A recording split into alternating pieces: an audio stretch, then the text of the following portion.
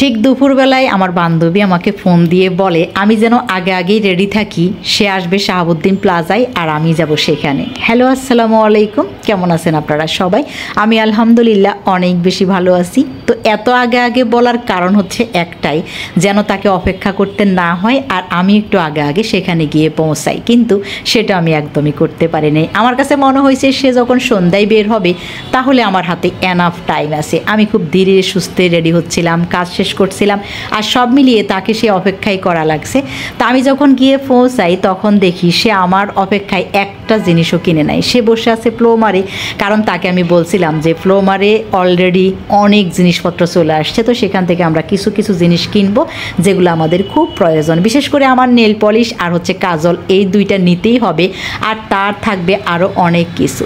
যাই হোক, আমরা সেখানে যাওয়ার পরে কিছুক্ষণ তো আমি বকাবাদ্য শুনলাম, তারপর আমাদের শপিং শুরু এবং খুব দ্রুত আমাদের শপিং শেষ। আমরা শাহাবুদ্দিন প্লাজা থেকে এখন বের হয়ে গেছি, আর আমার বান্ধবীকে বললাম তোমার তো অনেক বেশি রাগ উঠে গেছে, রাগটা কমাতে হবে, তাহলে তোমার জন্য কি করতে হবে। তো অনেক দিন ধরে আমি তাকে চাইছিলাম যে হচ্ছে তাকে আমি পরোটার চা খাওয়াবো, যেটা আমার খুব পছন্দের, আর সেটা হচ্ছে আল মাহবুবে। তা আমি চলে গেলাম আল মাহবুবের, সাথে আছে আমার বান্ধবী। কিন্তু সেখানে গিয়ে যেটা হলো, একটা সিটও খালি নেই, মানে হচ্ছে একটা টেবিলও খালি নেই। আমরা ঠিক যে মুহূর্তে সেখানে গিয়েছিলাম সেটা আমার মনে হয় খুব রাশ টাইম ছিল। তা আমরা অপেক্ষা করতেছিলাম, এদিকে আমার বান্ধবীর পুরো মাথা নষ্ট। সে কিছুক্ষণ পরে পরে রেগে যায়, কেন আমাদেরকে দাঁড় করায় রাখছে, কেন আমরা দাঁড়িয়ে আছি।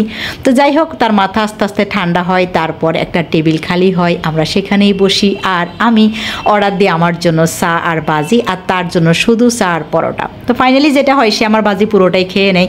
যাক, সে বিষয়ে আর না যাই। তারপর আমরা সেখান থেকে সোজা চলে যাই হাঁটতে হাঁটতে ইউলোতে। ইউলো গিয়ে আমাদের তেমন কোনো কিছুই ভালো লাগেনি, আর সেখানেই আমাদের আরেক বান্ধবী আমাদের সাথে জয়েন করে, মানে তার অফিস শেষ হয় আর সেও আমাদের সাথে বের হয়। তা আমরা এখন তিনজন মিলে চলে যাচ্ছি টোকিও স্কয়ারে। তো টোকিও স্কয়ারে আজকে আমরা কিছু গস কাপড় দেখবো, যেটা প্রায় টাইমে আমরা করি, আর এখান থেকে সুন্দর সুন্দর গস কাপড় কিনে কোয়ার সেলাই করতে আমরা অনেক বেশি পছন্দ করি। তো প্রথমে আমরা গিয়ে যেটা করলাম যে বসে কিছুক্ষণ গল্প করব, যেহেতু সুচিতে আসছে পরে, তার সাথে গল্প করা হয়নি, আবার সে আসছে অনেক জার্নি করে, সব মিলিয়ে। এদিকে আমার বাসায় কোনো রান্নাবান্না হয়নি, আর এই গল্পের মাঝখান থেকে হুট করে আমি তাদেরকে জাস্ট বাই বলে বাসায় চলে আসি। আর আসার পথে এই সুন্দর সুন্দর শাকগুলা সব কিনে নিয়ে আসি, সাথে ছিল লতি। Thank you so much.